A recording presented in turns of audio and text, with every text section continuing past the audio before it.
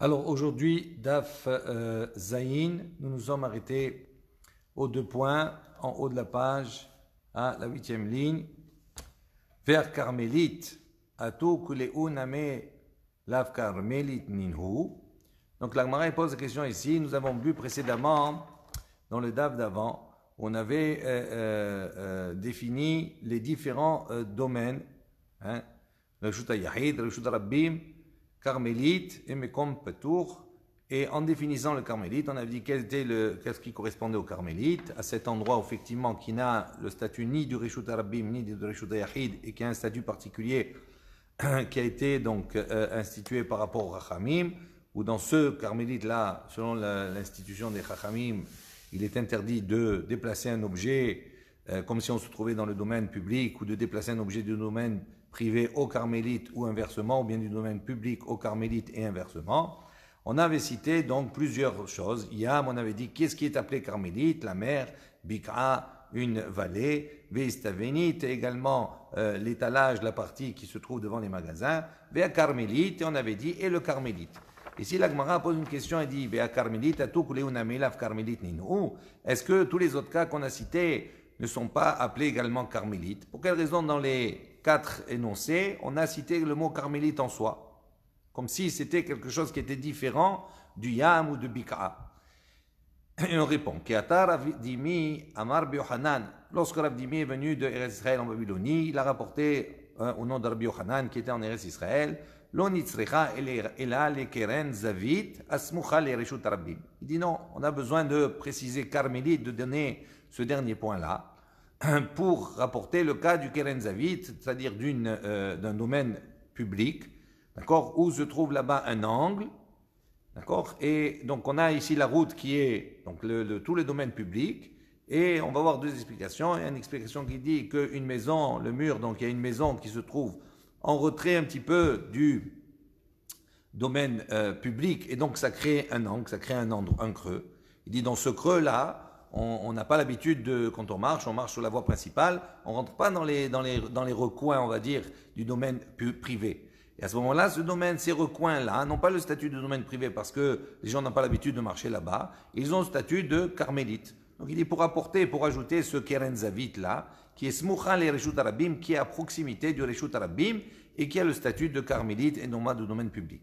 Dafalgar des Imnin, des Dahake be Rabbim, ve Aile le Gava, qui mande la Niha Tashmishte, qui carmélite damé. Il dit bien que parfois, effectivement, les passants soient contraints de pénétrer, de rentrer dans ces endroits-là, dans ces recoins-là. Il me dit, comme c'est quelque chose qui n'est pas facile d'accès, qui n'est pas agréable de rentrer là-bas, on considère que ces endroits ont un statut de carmélite. Et donc que l'interdit qui viendrait serait midera banal. Qui atar Abdimi, Amar Rabbi Yochanan, on dit lorsque Rabbi est venu d'Israël, il a dit au nom de Rabbi Yochanan, Ben ha'amudin nidun ke carmélite. Et maintenant, dans les places, on a dit, donc il y a un domaine public, où là-bas, donc il y avait les marchands qui vendaient les places, les chouks, les marchands vendaient leurs affaires, etc. Il y avait là-bas des amoudim, des piliers, d'accord, sur lesquels là-bas les vendeurs mettaient leurs marchandises et étalaient leurs marchandises également, fixaient leurs marchandises aux piliers. Et donc ces piliers-là n'étaient pas réguliers, ils étaient un peu éparpillés sur toute la place. Et Rabbi Yochanan nous dit, entre les piliers, le statut de cet espace qu'il y a entre les piliers est un statut de carmélite. Il dit Maïtama, pour quelle raison? Bien que, effectivement, il y a un certain nombre de personnes qui peuvent passer comme ça entre les piliers, et on peut marcher entre les piliers. Il dit, mais puisque la marche ici, le déplacement ou le passage n'est pas quelque chose qui est agréable, d'accord? Donc à ce moment-là, on considère que c'est plus un Reshut Arabim, c'est considéré comme un domaine carmélite. Amar Rabbi Zera, Amar Rabbi Yehuda, Isteba shilifne ha'amudim. Donc Rabbi Zera a dit au nom de Rabbi Yehuda. Il dit Isteba. Maintenant l'étalage, là où les socharim, les vendeurs, étalaient leurs marchandises et s'asseyaient là-bas. Donc Isteba, c'est on va dire une espèce d'estrade. Donc ça veut dire que c'est un peu élevé. Shilifne ha'amudim, qui se trouvait là-bas devant les amudim. Nidoun ke carmélite. Ça également le même din, le même statut qu'un domaine qu'on appelle carmélite. Il dit, Il dit, selon l'opinion de celui qui a dit qu'entre les piliers, l'espace a un statut de carmélite, à plus forte raison, istaba, l'estrade qui se trouve devant. Pourquoi? Parce que entre les piliers, on peut trouver encore la possibilité aux uns et aux autres de passer, de marcher. Et malgré là, on leur a donné le statut de carmélite. En revanche, l'estrade, une estrade qui est au milieu, qui est devant les piliers, qui est au milieu du domaine public, les gens ne passent pas dessus. Ils ne vont pas monter sur l'estrade. Donc, c'est un endroit où le passage est un petit peu difficile. Et donc, à plus forte raison que le statut de carmélite va s'appliquer sur cela. Les mandés amar isteba, en revanche, selon celui qui a dit isteba, ça veut dire que n'est considéré comme carmélite uniquement l'estrade. Isteba ou de la nicha tashmishte, aval ben amudim di nicha tashmishte lo. Ils disent pourquoi donc l'isteba, donc l'estrade, n'est considéré comme carmélite? Parce que là-bas, son utilisation n'est pas facile, on ne peut pas passer. Tandis que ben amudim di nicha tashmishte, l'utilisation là-bas et le déplacement est facile et faisable. Il dit lo. Donc pour la deuxième opinion, Ben Amoudim ne serait pas considéré comme carmélite, mais tout à fait comme un reshut harabim, un domaine public. Lishna acharina, donc on a une autre manière de présenter la chose. Aval ben ha'amudin, des imnin des darse les rabbim, que reshut harabim damia. Il dit, mais, donc selon notre langage, entre les piliers, ou parfois zimnin des darse les rabbim, parfois là-bas, donc il y a effectivement la population qui passe, que reshut harabim damia. C'est considéré toujours comme le domaine public. Amar Rabba Barshila. Rabba Barshila a dit, Amar Rav Chizda, au nom de Rav Chizda, Levina Zekufa, Bereshut Harabbim. Donc, il y a effectivement dans le domaine public, Levina, une brique, d'accord? Une brique qui est au milieu. Cette brique-là, on va voir, Rashi explique, il dit, elle a 3 tfahim sur 3 tfahim. Donc il y a à peu près 30 cm sur 30 cm. Zekoufa, donc elle se tient debout, donc elle est un obstacle dans le reshut harabim, dans le domaine public. Vezarak vetar befanea. Donc ici, une personne qui est dans le domaine public a lancé un objet. Cet objet, il s'est collé, d'accord, sur la surface de la brique. Hayab. À ce moment-là, la personne est condamnable. Pourquoi? Parce que dans le reshut harabim, on sait qu'on a l'interdiction de déplacer un objet sur arba amod, sur une distance de 2 mètres. Il dit maintenant, s'il a lancé l'objet et qu'il a dépassé ses arba amod et que l'objet s'est collé sur la brique, à ce moment-là, il est chayav. Pourquoi? Parce qu'on considère que la surface de la brique, d'accord, c'est toujours considéré, c'est toujours attaché au sol, puisqu'il y a moins que 3 tfahim. Et donc, en deçà de 3 tfahim, c'est considéré comme si c'était posé au sol. Et donc, il a fait la akira dans le reshut harabim, et il a fait la anacha également dans le reshut harabim, donc il est chayav. Al-Gaba, en revanche, si l'objet qu'il a lancé, il est tombé au-dessus, sur la surface, au-dessus de la brique, patour. À ce moment-là, c'est interdit, mais patour avalassour, c'est interdit, mais patour du korban hatat. Pourquoi? Parce qu'on considère qu'à ce moment-là, le dessus, puisque la brique est un obstacle dans le reshut harabim, donc c'est-à-dire que les gens ne vont pas marcher dessus. Donc quand ça tombe au-dessus, il est dans un makom tour, dans un endroit où il est autorisé de déplacer l'objet. Abaye verava de amrit arvaïou, Abaye rava, on dit tous les deux. Vehu shegavoa shlosha. Mais à condition, bien entendu, que cette brique, elle ait une hauteur de shlosha, de 3 tfahim. De la darse la rabbim. Pourquoi shlosha? Parce qu'on considère qu'à partir de 3 tfahim, ça devient un obstacle et les gens ne peuvent pas passer, donc ils sont obligés de se détourner. Donc, c'est plus considéré comme un reshut harabim. Aval, izme, vehige, en revanche, des ronces et des épines. Hafalga de la gvi shlosha, même s'il n'y a pas une hauteur de shlosha, de 3 tfahim, c'est à ce moment-là, ça devient, c'est autorisé, c'est la même chose. Pourquoi? Parce que les gens, ils vont se déplacer, ils ne vont pas marcher sur les ronces et sur les épines, etc. Tout cela. Donc ce makom-là, et tout ce qui entoure ce makom, est considéré non pas comme, n'est plus considéré comme un reshut harabim, le domaine public. Les Chiyabarav Amar. Chiyabarav, le fils de Rav, a dit, Afilu izme veige, il dit même s'il y a izme veige, d'accord,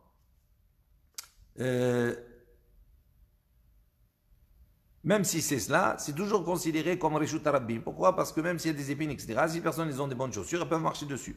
Aval tsua, mais en revanche, des excréments, il dit l'eau. À ce moment-là, non, c'est plus considéré comme reshut harabim parce que les gens ils vont se détourner. Veravashi amar afilu tsua. Ravashi dit même tsua. même s'il y a Tsoa, ça reste toujours Rishut Rabbim parce qu'ils peuvent passer, ils peuvent marcher. Amarava, donc il y a une discussion dans ces domaines-là. Amarabba, Debe Rav Shila. Donc Rabba, encore il a dit, donc dans la yeshiva de la maison de Rav Shila, qui a Rav Dimi, lorsque Rav Dimi est devenu d'Eretz Israël, Amar Rabbi Yochanan, il a dit au nom de Rabbi Yochanan, un carmélite, donc quels sont les critères de ce réchout, de ce domaine-là? Il dit un carmélite, il a pas moins que Arba'a. Ça veut dire Arba'a sur Arba'a, 4 fahim sur 4 tefahim. D'accord? À partir du moment où il y a 4 fahim sur 4 fahim, c'est considéré comme un makom, un endroit qui s'appelle carmélite. S'il a moins que cela, mais Amar Rav Shichet, il dit, Vetofeset ad asara. Et Rav Shichet, il dit, donc il faut, donc c'est 4 sur 4, jusqu'à une hauteur de 10 tefahim, c'est-à-dire à peu près 1 mètre. Alors, il pose la question, Maï, Vetofeset ad asara. Il dit, qu'est-ce que ça veut dire jusqu'à 1 mètre, jusqu'à 10 asara tefahim? Il est madé ika mechitsa asara. D'ici, on va dire maintenant qu'il faut qu'il y ait une surface de 4 sur 4 et une mechitsa, c'est-à-dire une barrière qui va monter, des murs qui vont monter jusqu'à 10 tfahim, ou dehave carmélite. Si on va dire donc deika mechitsa asara ou dehave carmélite, donc la définition du carmélite, c'est qu'il faut qu'il y ait une hauteur de 4, de 10. Veilo, lo ave carmélite. Et s'il n'y a pas 10, à ce moment-là, c'est pas considéré comme carmélite. Il dit, vélo, il dit, ça marche pas s'il y a une hauteur moins que 10 tfahim. Il dit, veha amar, il dit, voilà, on a un enseignement. Ravidel amar, Rabbi Hiya bar Yosef. Donc Ravidel a dit au nom de Rabbi Yosef de Rabbi Hiya bar Yosef. Amar Rav, au nom de Rav. Ba'it, une maison, ou un entrepôt, c'est-à-dire un endroit qui est clôturé. She'en betocho asara, donc c'est une maison qui, du sol, jusqu'à son toit, il y a 10 tfahim. Donc, c'est-à-dire, il y a 1 mètre. Bekiruyo, mashlimu le asara. Et son toit, d'accord, complète les 10 tfahim.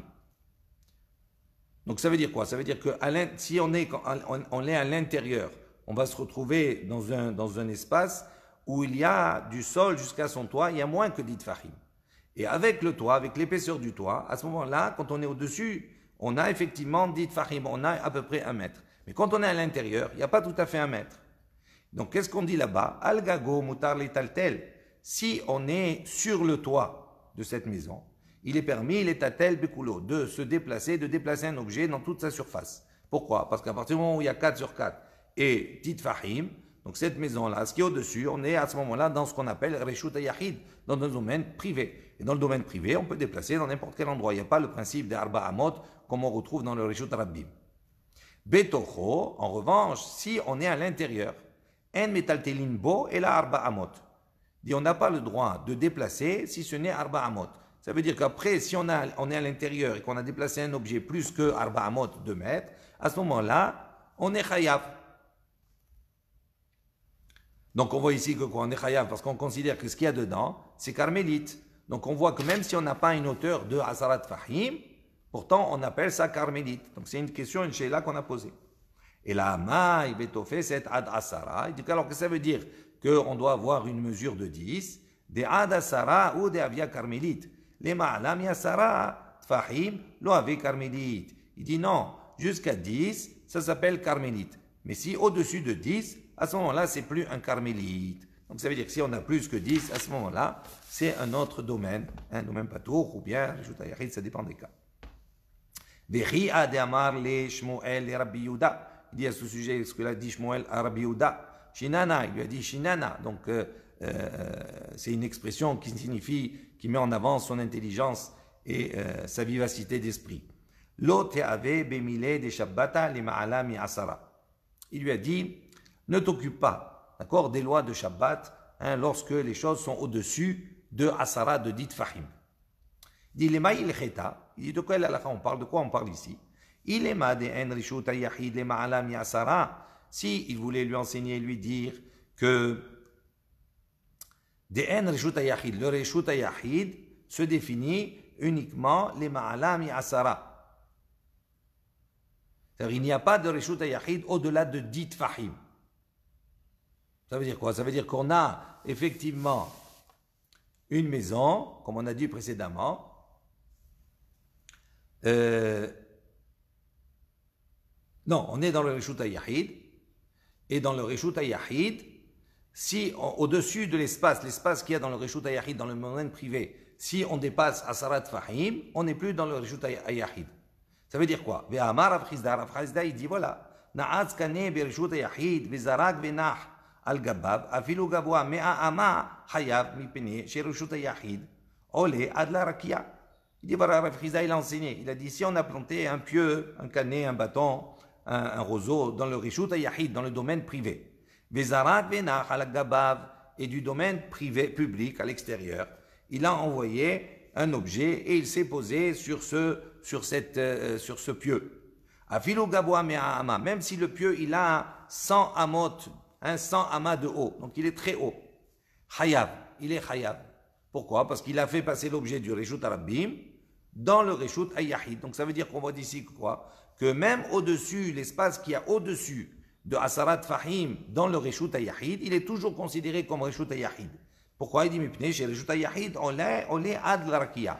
Le Reshut HaYahid, il n'a pas de limite. Il monte jusqu'au ciel.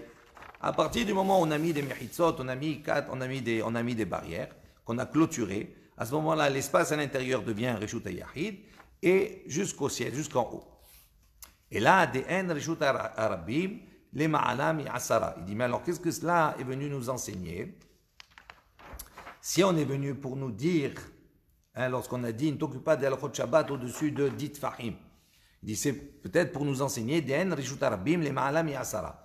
Qu'au-dessus de dit Fahim, c'est-à-dire d'un mètre, on n'est plus dans le Reshut HaRabim. C'est-à-dire quand on est dans un domaine public, d'accord, comme on va voir si on lance un objet, etc.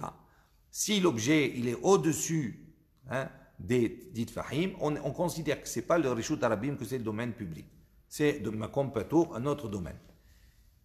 Si on va dire cela, il dit maintenant, tiens, il y a une Mishnah qui nous enseigne cela, donc on n'a pas besoin de cet enseignement de Rav Chizda. Ditnan, comme c'est marqué, comme il est écrit dans la Mishnah, Hazorek arba amod bakotel, li ma'alami asarat fahim, kezorek ba'avir, li ma'atami asarat fahim, kezorek ba'ares. Il dit si quelqu'un il lance, d'accord, un objet, arba amot, dans le Reshut HaRabim, et il dépasse les 4 amot, les 2 mètres, dans la distance, et il l'envoie là-bas, il l'envoie bakotel sur un mur.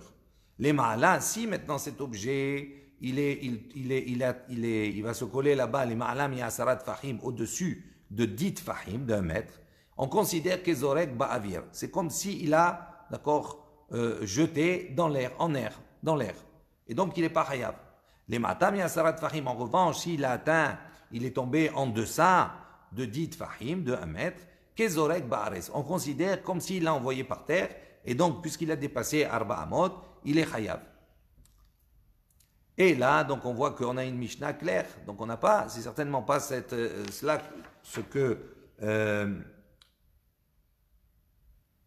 que Shmuel a dit à Rav Yehuda concernant le Shabbat.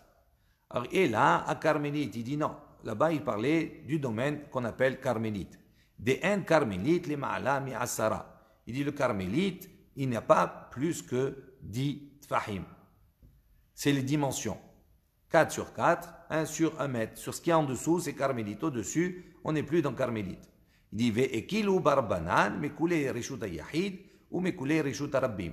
Et les chachamim, d'accord, vont être souples, vont user, on va dire, de souplesse, non seulement donc pour le domaine du carmélite, et ils vont prendre mekoulé Reshut HaYahid, les souplesses du Reshut HaYahid, du domaine privé, ou mekoulé Reshut HaRabim, et également les souplesses du domaine public. Mais coulé Reshut HaYahid, donc quelle souplesse du Reshut HaYahid, donc quelle règle qui va être liée au domaine privé, de Ieka Mekom Arba'a ou de Havia Carmélite, Veilo Mekom Patour Be'alma ou. Il dit donc qu'est-ce qu'on apprend du Reshut HaYahid? On nous dit si il a maintenant, on exige pour qu'il y ait un carmélite, qu'il y ait une surface de 4 sur 4, Arba'a sur Arba'a. Il dit à ce moment-là, c'est considéré comme carmélite. Ve'ilo, si maintenant il n'a pas de 4 sur 4, donc il est moins que cela, à ce moment-là, Patour Be'alma, il est donc considéré comme Mekom Patour, comme un domaine, d'accord, où il serait permis de déplacer un objet du privé vers le public, du privé vers le Mekom Patour, du Mekom Patour vers le public, etc., inversement. Donc la première exigence qui est en lien avec Reshut Yahid, c'est le fait de considérer que Carmélite commence à partir du moment où il y a 4 sur 4 Tfahim. Ensuite, on a dit Mekoulé Reshut Harabim. Donc maintenant, quelle est la relation avec le domaine public? De Ad Asarat Fahim ou de Avia Carmélite. Les Ma'alam ya Asarat Fahim, lo Avia Carmélite. Il dit jusqu'à 10 Fahim. On considère qu'en deçà, ça s'appelle un carmélite. Au-dessus de 10 Fahim, donc cet endroit-là ne sera plus considéré comme carmélite, mais comme patour, etc. Ok? On va aborder autre chose. Goufa, nous revenons sur un enseignement qu'on a vu précédemment. Amar Rav Gidel. Rav Gidel, il a enseigné Amar Rav Chia Bar Yosef, au nom de Rav Chia Bar Yosef. Amar Rav, au nom de Rav. On a dit Bayit Shen Tocho, donc une maison dans laquelle il n'y a pas à l'intérieur Asarat Fahim. Il y a moins que 10 Fahim, moins qu'un mètre. Vekiruyo et son toit, Mashlimu le Asara, et avec le toit, quand on a posé le toit, ça a complété pour arriver effectivement à ces Asarat Fahim, à ce 1 mètre. Al-Gago, Mutar le Taltel, on a dit sur son toit, il est permis de déplacer un Bekulo, sur toute la surface du toit, on est permis de déplacer un objet, parce qu'on considère que le dessus c'est Reshut Yahid. Betocho, en revanche, si on est à l'intérieur, puisqu'on a moins que Asarat Fahim, En Metaltelim Bo, et là, Be'arba Amot. On ne peut déplacer un objet uniquement que sur une distance de Arba Amot. Au-delà, à ce moment-là, on aurait transgressé. On serait Khayab. Amar Abaye, Abaye dit, Ve'im Hakak Bo Arba al Arba, Ve'ishlimu le Asara, Mutar le Taltel Bekulo. Il dit maintenant, si à l'intérieur, d'accord, sur une petite surface, on a Hakakbo, il a gratté là-bas, il a creusé une profondeur, un trou de 4 sur 4, et avec la profondeur, on va dire, on arrive dans cet endroit de la profondeur, d'accord, du sol du trou jusqu'en haut, on arrive à Asarat Fahim. On arrive juste à 10 Fahim. Donc ça veut dire que cet endroit-là, à ce moment-là, sera considéré comme un Reshut Yahid.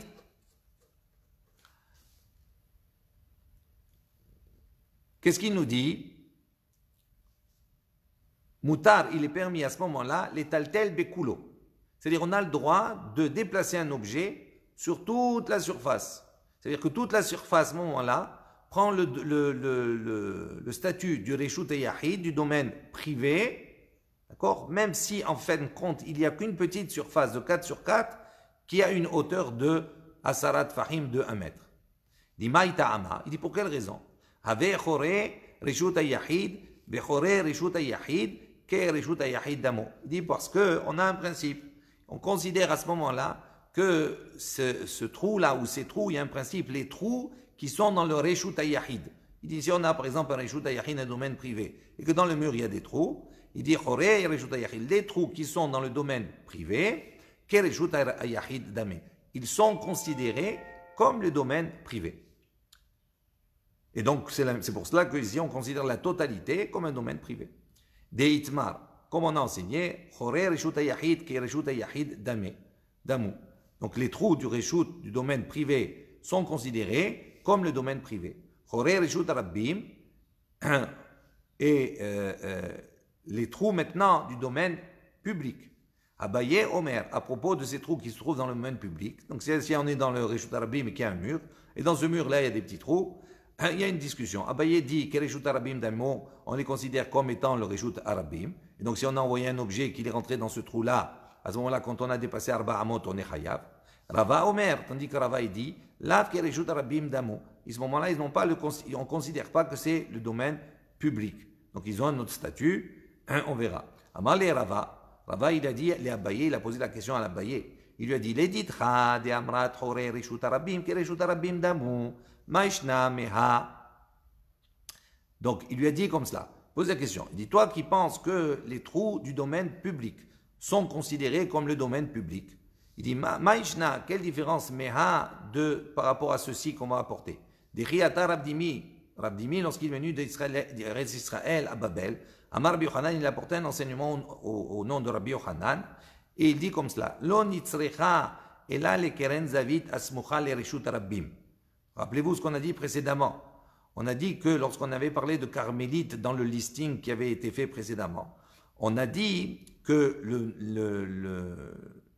dans ce listing, le mot carmélite qui en plus vient nous rajouter et nous dire, nous apprendre que si on est en situation, on est dans un domaine public et qu'il y a une maison en retrait qui crée donc, on va dire, un keren zavit, un angle, qui crée d'accord une surface sur le côté, qui a un renfoncement, on va dire, par rapport au domaine public. Il est proche du domaine public. Et on avait dit là-bas, on le considère comme carmélite. Alors c'est pas logique. On avait dit, on n'a qu'à dire, donc à ce moment-là, pourquoi on ne considère pas que ce renfoncement-là est considéré comme un trou dans le Reshut Arabim, dans le domaine public? Et donc, normalement, on devrait lui donner le statut, comme on a dit maintenant, comme étant le domaine public et non pas comme carmélite. Il répond, Atam lo nicha tashmishte, acha nicha tashmishte. Il dit non, c'est différent. Là-bas, le déplacement, on va dire l'utilisation est quelque chose qui n'est pas agréable, qui n'est pas facile, tandis que ici, le déplacement est quelque chose qui est facile, puisque les trous, ils sont là. Tnan, hazorek arba amod bakotel, les ma'alam yasara kizorek ba'avir, les ma'atam yasara tfahim kizorek ba'aretz. Donc, on a vu donc cette Mishnah, on a dit, celui qui a lancé un objet, arba amot, au-delà de 4 mètres, dans le domaine public, bakotel, sur un mur. Les ma'alam yasra, on a dit, s'il a lancé, il s'est collé comme ça dans le mur au-dessus de 10 fahim, de 1 mètre, kezorek ba'avir, on considère comme s'il l'a envoyé dans l'air. Donc ça veut dire qu'il n'est pas tour, il n'est pas hayab.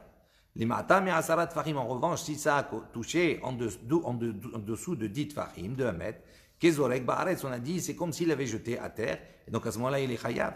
Vavinan ba, on a posé la question, d'accord, à ce sujet-là. Maï kezorek ba'aretz. On a dit, qu'est-ce que ça veut dire kezorek ba'aretz? C'est comme s'il a lancé au sol. Ve'alo onach. Il dit pourtant ici, l'onach, il n'a pas, il ne s'est pas, il s'est pas posé puisqu'il est resté collé au mur. Donc il n'est pas posé au sol.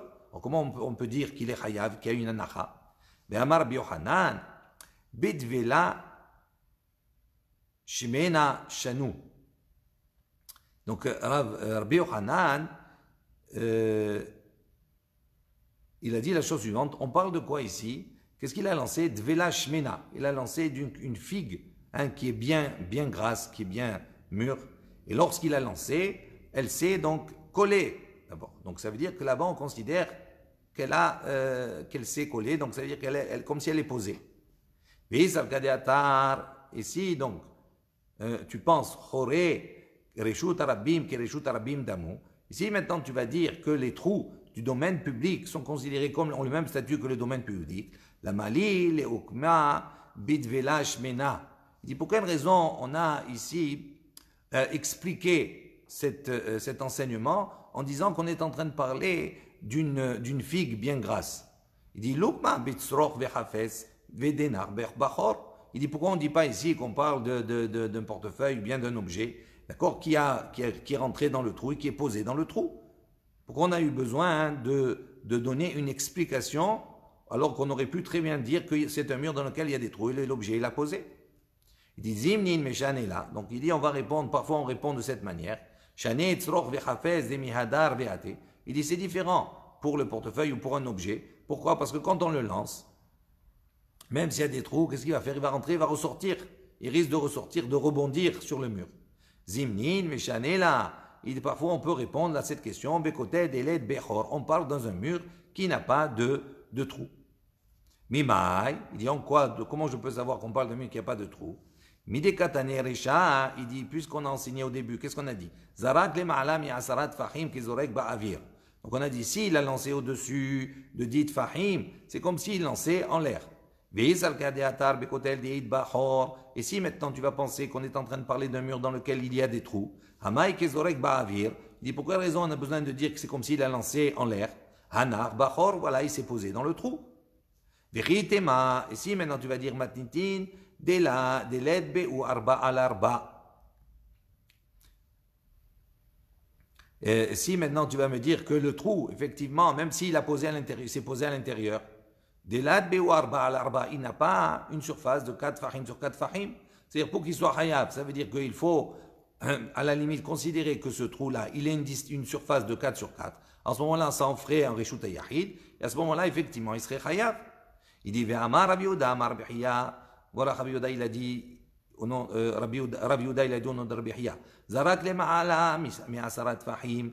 Il dit, ici, il a lancé au-dessus de 10 fahim de 1 mètre. Ve'alcha, ve'naha bachor. Et il est allé, donc, cet objet, il a reposé dans un trou. Kol shehu, quel qu'il soit, même s'il est petit. Banou, les mahloket. Donc, en cela, il y a une discussion. Rabbi Meir, ve'rabbanan. Entre Rabbi Meir et les chachamim. Des Rabbi Meir, ça va, Rabbi Meir, il pense, chokekim le hashlim. Rabbanan, c'est vrai, en chokekim le hashlim. Donc Rabbi Meir et Rabbanan, ils ont une discussion, en fait, au départ, une discussion sur une mezouza, ça veut dire un encadrement de porte.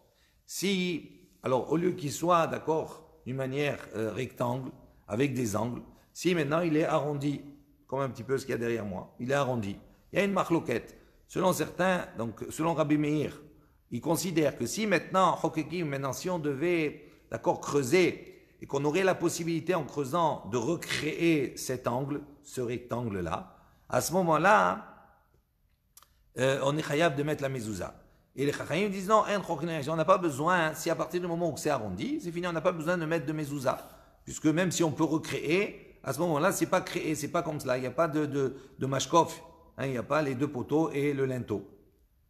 Et là, on utilise cet enseignement pour la même chose. Il dit, ces trous-là, c'est une discussion entre Rabbi Meir et Rabbanan. Rabbanan, c'est vrai, en chokekim le hashlim. Donc, il pense la même chose. Il dit, les trous, même s'ils n'ont pas 4 sur 4, selon les chachamim, à partir du moment où il n'y a pas 4 sur 4, ce n'est pas considéré comme Reshut Yahid. Selon Rabbi Meir, à partir du moment où potentiellement il y aurait la place, si on devait continuer à creuser ce trou, d'arriver à 4 sur 4, à ce moment-là, il a un statut comme Reshut Yahid, à ce moment-là, c'est interdit. Kol shiu banu les machloket, Rabbi Meir et Rabbanan, je reprends. Des Rabbi Meir savar chokekim le hashlim, et Rabbanan savre, en chokekim le hashlim. Et là, lav shmamina, donc il dit, est-ce que on n'entend pas d'ici, bekotet delet bechore, donc dans un mur qui n'a pas de trou, shmamina, on déduit ici que l'exemple qui nous est donné était un exemple dans lequel il n'y a pas de trou dans le mur. Sur ce, un Shabbat Shalom et que des bonnes choses, Bezrat Hashem.